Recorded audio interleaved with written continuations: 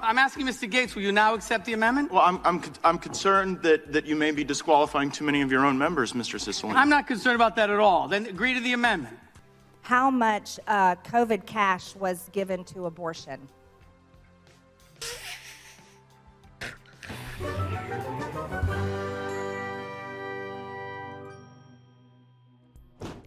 There was debate over the Pledge of Allegiance on the floor of the House today.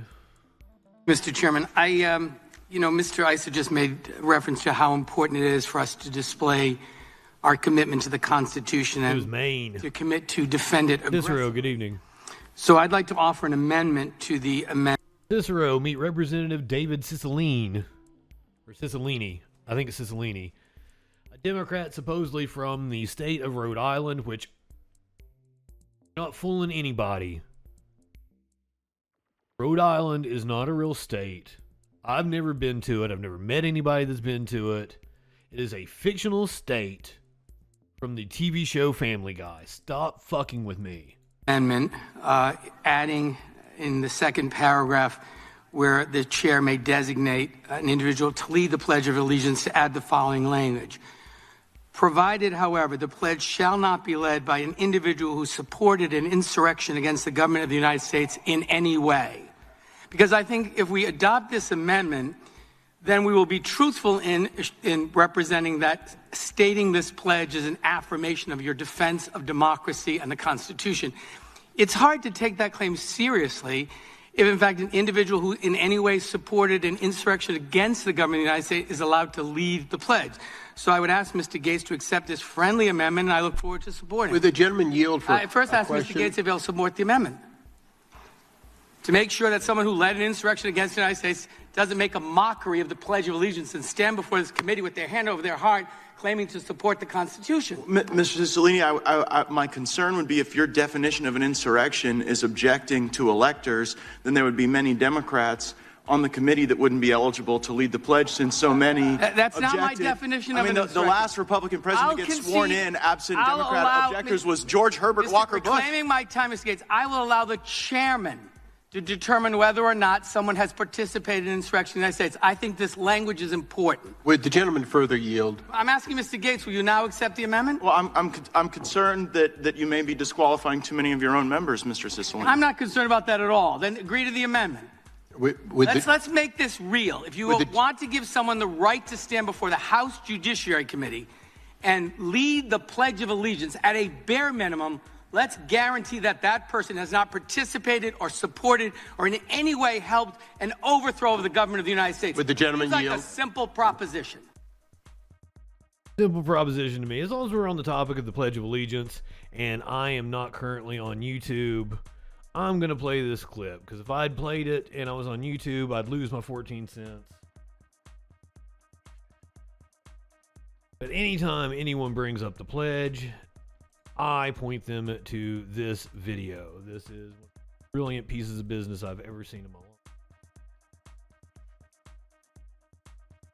This is from The Whitest Kids You Know. Allegiance to the flag of the United States of America. Thank you very, very much for letting us little kids live here. It really, really was nice of you. You didn't have to do it. And it's really not freaky to have little kids mindlessly recite this anthem every day and pledge their life to a government before they're old enough to really think about what they're saying. This is not a form of brainwashing. This is not a form of brainwashing. This is not a form of brainwashing. This is really the greatest country in the whole world. All the other countries suck. And if this country ever goes to war, as it's often wants to do, I promise to help go and kill all the other countries' kids. God bless Johnson & Johnson. God bless GE. God bless Citigroup. Amen. Very good, kids. Now come and get your Ritalin. Congress once again back in session, so the Republicans are up to some stupid shit. Here is one of them defending trying to remove Ilhan Omar from her committees. Additionally, the rule before us provides for consideration of HRES 76, a resolution that would remove Representative Ilhan Omar from her seat on the Committee on Foreign Affairs.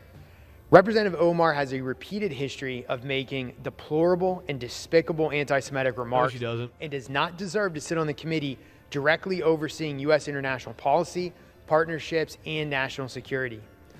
In fact, former chairman of the Foreign Affairs Committee, a Democrat, Representative Elliot Engel, claimed that such comments made by Representative Omar have, and I quote, no place in the Foreign Affairs Committee or the House of Representatives, end quote. Compared to the actions taken by my Democratic colleagues last Congress, I think that we Republicans are being incredibly generous in only removing Representative Ilhan Omar from the Foreign Affairs Committee instead of from all her committee assignments, which we are clearly in our right to do. I urge my colleagues to support this rule, and I reserve the balance of my time. Yeah, how dare she refer to Palestinians as people?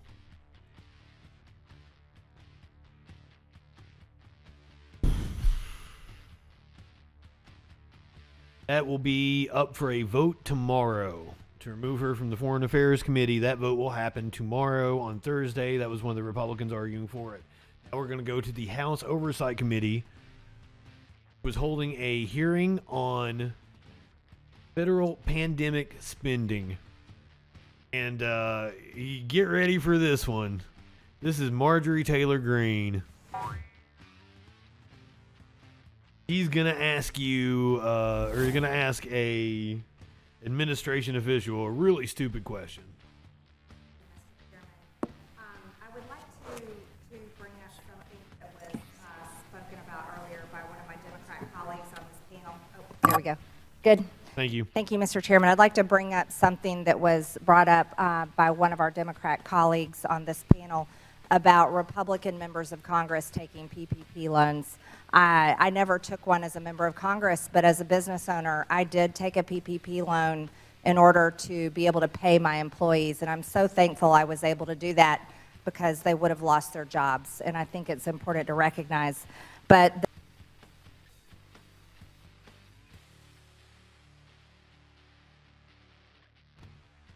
Okay, that would have been as she was running for Congress. I'm sorry. I was like, that timeline doesn't match up. No, it would be the year before she was sworn into Congress. the minority side of our committee here is having a witness on the next panel that had said that she didn't, or her, or any of her affiliates. Oh, DJ Dub was being sarcastic. Contracts related to this hearing's subject matter, but in fact, as executive director of the National Employment Law Project, they took over $825,000 in PPP loans from the SBA. So that does need to be pointed out about the next panel witnesses. Here we are, a nation that our government spent over $5 trillion in COVID relief funding, and we can't find $560 billion, I believe, of that money of the Americans' hard-earned taxpayer funding. We're also a nation at $34 trillion in debt, and we're on the verge of having to handle our debt ceiling, raise it once again. And here we are looking at waste, fraud, and abuse. And gentlemen, I thank you for coming and speaking to our committee on this issue. I know it's been a long day for you. But I would like to ask some questions about the type of funding. Oh yeah. I'm not seeing the proper tags. Relief funds, and it's pretty shocking to me.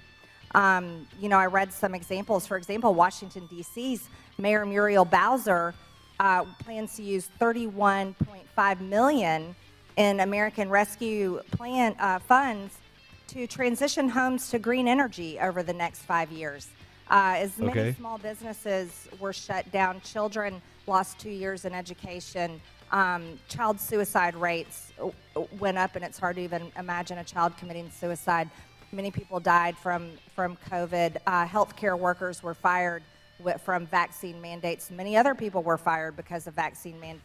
I just want to point out that suicides went up when kids went back to school during a pandemic. Like, we now have that data. We know conclusively vaccines work, they don't cause myocarditis. The instances of heart issues going up is attributed to COVID, not the vaccine. We know that children doing the virtual learning wasn't that bad. It was when they went back to school during a pandemic and they were all getting sick. It was just waves of COVID and it was shutting down. It was these soft shutdowns. That shit is stressful. That's what stressed the kids out. Now, there were some instances where children were kept home in bad situations, and that's heartbreaking. But the data doesn't bore out that it was lockdowns that caused kids to commit suicide. No. Corresponds to them going back to school during a pandemic. Dates and all the issues that have come out of COVID. I want to ask about how this money has been spent, because clearly there is a tremendous amount of waste, fraud, and abuse, and a lot of our hard-earned taxpayers' dollars spent on things that don't even make sense that they've been spent on. So, Mr. Dodaro, if you don't mind answering a few of my questions, can you tell me, as our comptroller of the United States, how much COVID cash was given to abortion? You've got the comptroller of the United States in front of you. You're asking about waste, fraud, and abuse of COVID funds. And your very first question, how much of it went to abortions? It's been spent, because clearly there is a tremendous amount of waste, fraud, The and broad abuse. concept of abortion. And a lot of our hard-earned taxpayers' dollars spent on things that don't even make sense that they've been spent on. So, Mr. Dodaro, if you don't mind answering a few of my questions, can you tell me... The comptroller's name is Denaro. External Assassin, rating in with 75 trolls, not high enough for this shit. Welcome in, everybody. Good. Thank you very much for the raid. My name is JustinFREAKIN. I do a news rundown comedy reaction show Sunday through Thursday, 8 p.m. Eastern, where we find out what that news be doing. If you would like to know my position on any issue, it pretty much boils down to whatever lets me piss in Dan Crenshaw's open eye hole. Give me that eye, pussy. Oh, I probably should have hit the content warning. Probably should have told you guys, like, you're walking into a landmine here. I'm not safe for work. I'm not safe around your children. Oh, that didn't sound good. Warlord, do not clip that one. That didn't sound good at all.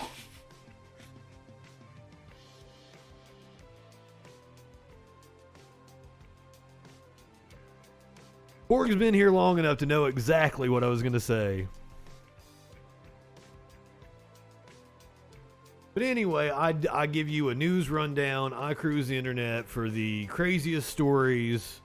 I inform you on electoral politics, criminal justice, and workers' rights. Pretty much in that order. That gives you an idea of what we do around here. Also, we like to kick authority in the balls. He's kicking authority in the balls.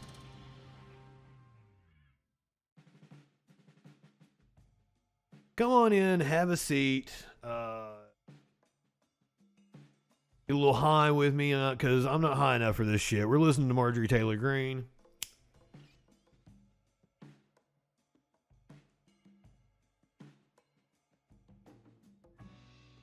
Congress is back in session. Today was the first day of committee hearings. Old Marge over here is questioning the comptroller of the U.S. about waste, fraud, and abuse inside of COVID relief funds. You're in for a doozy. She's going to ask some questions here. Her very first question, just right off the bat, coming in hot. Were shut down. Children lost 2 years in education. Child suicide rates went up, and it's hard to even imagine a child committing suicide. Many people died from COVID. Healthcare workers were fired from vaccine mandates. Many other people were fired because of vaccine mandates. And all the issues that have come out of COVID, I want to ask about how this money has been spent, because clearly there is a tremendous amount of waste, fraud, and abuse. And a lot of our hard-earned taxpayers' dollars spent on things that don't even make sense that they've been spent on. So, Mr. Dodaro, if you don't mind answering a few of my questions, can you tell me, as our comptroller of the United States, how much COVID cash was given to abortion? There it is. I do not know that answer. I don't have that answer. Oh, okay. So I can tell you Planned Parenthood clinics received $80 billion in COVID relief loans, which is hard to understand how that happened. So they could keep their employees the same way you did. You took PPP loans. Also, the percentage of Planned Parenthood's business services that include abortion is minuscule. Mr. Dodaro, can you tell me how much money COVID cash went towards diversity, equity, and inclusion? Yes, Republicans did defund Planned Parenthood. However, the PPP loans were open to any organization or entity, business. Or racism issues? Again, we have not looked at that issue, so I don't know. Oh, geez. Well, I can tell you the Pennsylvania Humanities Council did receive $1.4 million in relief and used it for equity and geographic diversity. I'm not sure how that helped in a pandemic time. Mr. Dodaro, can you tell me how much... Also, I find it wild that the comptroller of the U.S., his name is Denaro. I know that's different than dinero, which is what I'm referring to. How much COVID cash went to CRT? CRT? Critical race theory in education. It's a racist curriculum used to teach children that... Do I still have the definition of loaded question up? I don't.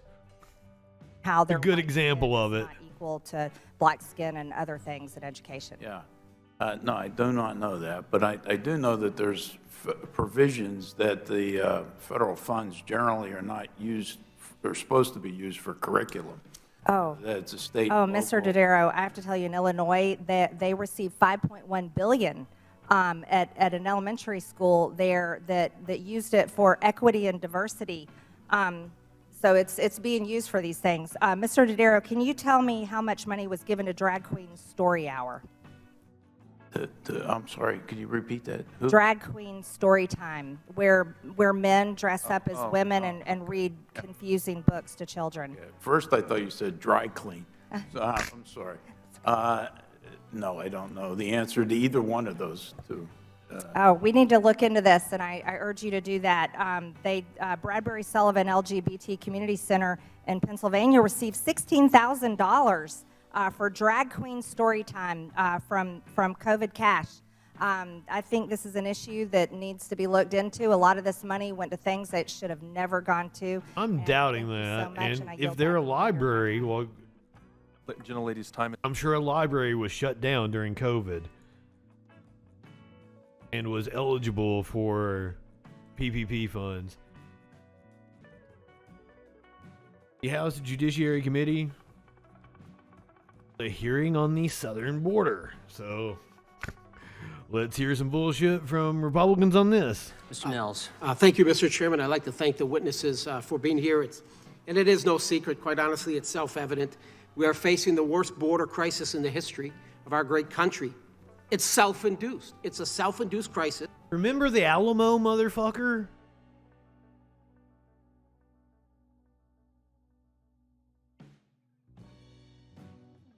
And it falls at the feet of Joe Biden and his border czar Kamala Harris, who have expressed very little interest in addressing our border crisis, evidenced by their unwillingness to proud of place myself the on that American one. people first. And I would like to address Sheriff Daniels and thank you for almost your 4 decades of service in law enforcement. And Sheriff, in your written testimony, you guys didn't laugh. I guess you think the migrant crisis is worse than I'm a former sheriff in Texas, big our county. war with Mexico over the Rio Grande. Sheriff, I feel your pain. Thank you. I also experienced a loss of life of innocent county residents, Americans, at the hands of Joe Biden's irresponsible border policies. It is very clear the individuals from around the globe that have been invited into our country by this administration do not have the America's best interest at heart. I say this because they are willing to kill. Sheriff, you shared a personal tragedy in your written testimony of a citizen. It was Wanda, I believe. She was 65 years old, attending her birthday party, trying to go and celebrate her.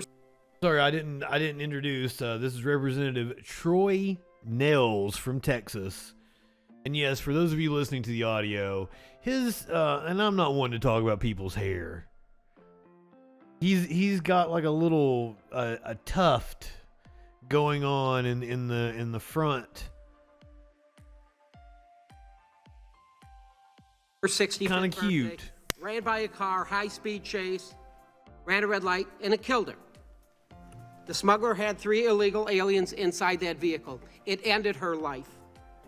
Why were you guys chasing them? Shortly thereafter, her son ended up driving upon the scene. I can't imagine how he felt, what he felt when he saw that car with his mother inside that vehicle. But stories like this are often too common. They're common today. I want to show you this here. This is me here. This guy. His name is Mr. Zavala. He ran over and killed Miss Boo. Kissed Miss Boo. I'm glad we have a citation. This is from Breitbart. Her last name was Boo, 81 years old. Ran her over, fled the scene, took off. We apprehend him. Our sheriff's office apprehended him a couple hours later. We start booking him into the county jail. We run him. This knucklehead has been deported 6 previous times. 6. I think the American people are going to say, how does a guy get deported more than once? He's been deported 6 previous times. I agree. I was actually just thinking that, and I would say, yeah, some kind of gang connection. Somebody looking out for him to make sure he's over here. That's my my guesstimate on the situation. But what do I know? I can't do the math. But then you take my 75% chance of winning, and then add 66 and 2/3. Breitbart is far right nonsense. I got 141 and 2/3 chance of winning. And these are just a few stories that Sheriff Daniels and we are sick of telling these stories. We are These are sick anecdotes. of have families come into our offices and explain that their loved ones were killed by people that shouldn't be here in the first place. I'd like to turn my attention to Judge Santiago's testimony. Judge, your written testimony claims your center has assisted 26,829 asylum seekers. The tuft of hair is much longer than or maybe he's got it slicked back or something, but just the tuft of hair sticks up. It's like, dude, go ahead and cut the rest of that off. Like, I don't, or style it different or something, like comb it back. I don't know. It is bothering me now. And I think it opened up in October 10th of 2022, correct? That's correct. So about 4 months, 26,000, fair enough. Data has shown that between the years of 2008 and 2019, just 14% of aliens who claimed credible fear were granted assignments. So that means 86% don't. So 14% of 26,829 is 3,756. Would you agree with that number? Okay, congratulations. Minus my 25% Your center has chance. assisted You got an over 8 to 3rd chance of 23,000 illegals that have been scattered throughout the country, coming into Houston, buses, right? Bus every day, scattered throughout the entire country. And 23,000 of those will never be able to have a legitimate asylum claim because only 14% of them do. I like my immigrants scattered, covered, and smothered. And sir, that puts the American people at risk, and it puts the American people last. You stated there is no invasion of migrants in our community, nor are there hordes of undocumented. Mike Lindell, you say? I was on crack. Right. Immigrants committing crimes against citizens are causing havoc in your community. I'll say this, El Paso PD, February of 25th, 2022, violent crimes on the rise in El Paso. The sergeant said we have seen a 27% increase in offenses involving weapons, stabbings, everything. Here's another one. El Paso cops arrest 2 migrants in overwhelmed border city. That's your city, sir. People selling dope, doing all sorts of stuff. Illegals, Venezuelans running around in stolen police cars. Cops are having to chase them. Here, 2 days ago, we have here in the city of Houston, the enforcement removal operations had to remove a guy that was in Houston illegally. He goes out and commits an armed robbery in the city of Houston, right? We arrest him. Thank goodness we arrested him. We find out he's got a murder warrant out of Mexico. So we've got some problems here, sir. And I would like to ask you this question. Do you believe that these illegal migrants are coming into our communities, harming the American citizens? No. Thank you. Your answer is Not yes. the And you may know that percentage that Houston is right next to my district. Wait, did he And say I'd like yes? to ask you this question. Do you believe that these illegal migrants are coming into our communities, harming the American citizens? Thank you. Your answer is yes. And you may know that that Houston is right next to my district. And I will say this. My eyes are wide open. The American people's are wide open. I'd ask you to open yours. I yield back. Chair recommends. Are you saying you're woke, dude? You sound woke. Your eyes are wide open. Up yours, woke moralists. We'll see who cancels who. It's grandstanding. He didn't want to ask him a question. Clearly.